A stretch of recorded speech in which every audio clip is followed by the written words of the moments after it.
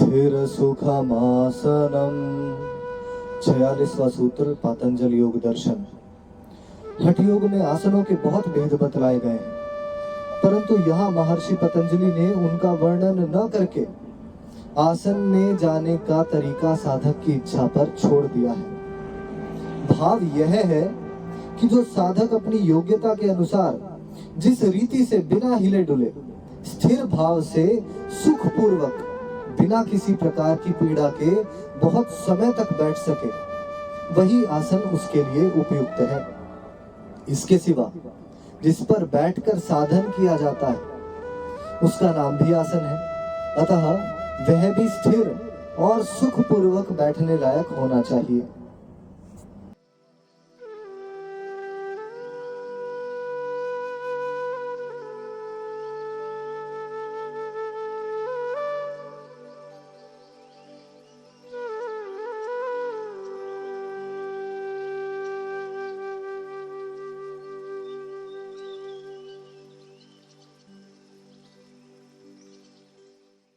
प्रयत्न शैथिल्यानंत समापत्तिभ्याम।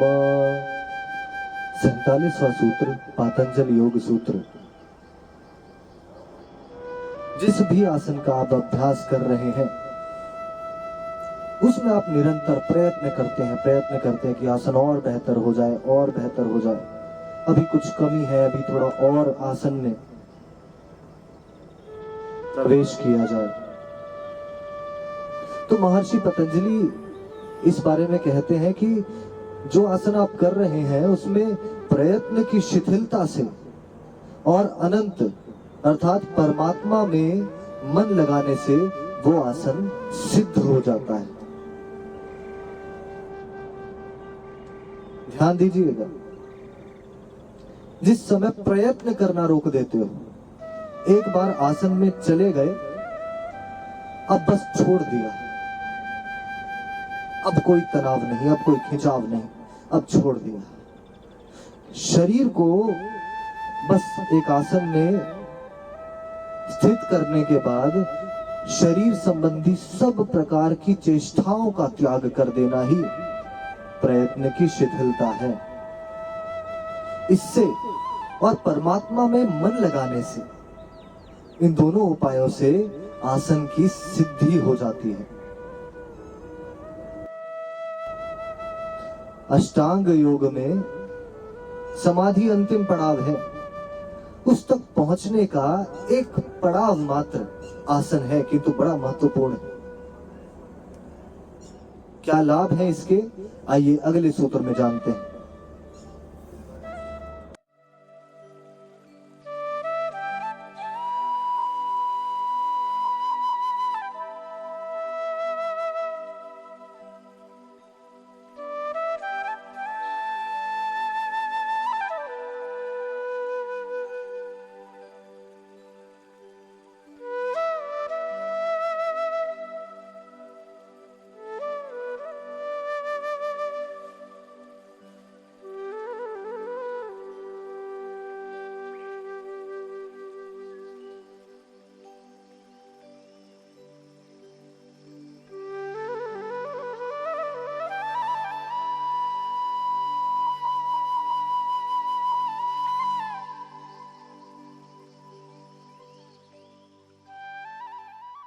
ततो द्वंद्वानभिघातः।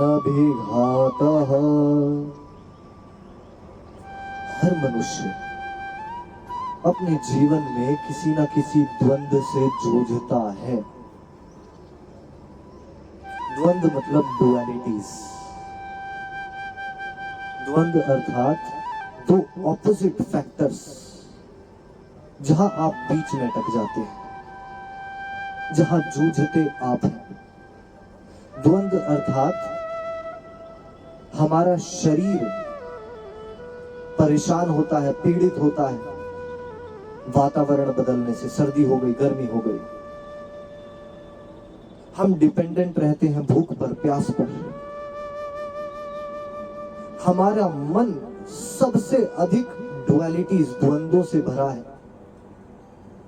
ये छोटा, मैं बड़ा, मैं छोटा, वो बड़ा। इसके पास इतना, उसके पास इतना, मेरे पास इतना, इसके पास ये, उसके पास वो, मेरे पास क्या। निरंतर ये सोच, इसी सोच में, इसी मानसिकता में पूरा जीवन निकल जाता है। महर्षि पतंजलि क्या कहते हैं, ध्यान दो कि ततो द्वंद्वानभिघातः, जो आसन की आप सिद्धि करते हैं उससे हर प्रकार के द्वंद से हमें छुटकारा मिलता है और कोई भी द्वंद हम पर आघात नहीं कर सकता।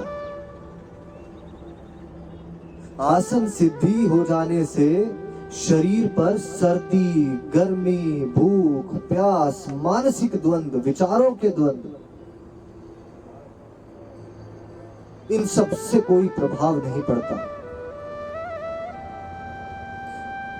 हम उन सब को बिना किसी प्रकार की पीड़ा के सहन करने की शक्ति आ जाती है। हम में उन सब को बिना किसी प्रकार की पीड़ा के सहन करने की शक्ति आ जाती है, उन बाधाओं को दूर करने की क्षमता आ जाती है। अतः वे द्वंद चित्त को चंचल बनाकर साधना में विघ्न नहीं डाल सकते थे। इसीलिए आसनों का अभ्यास बड़ा महत्वपूर्ण है, किंतु केवल आसन मात्र को योग मत समझना।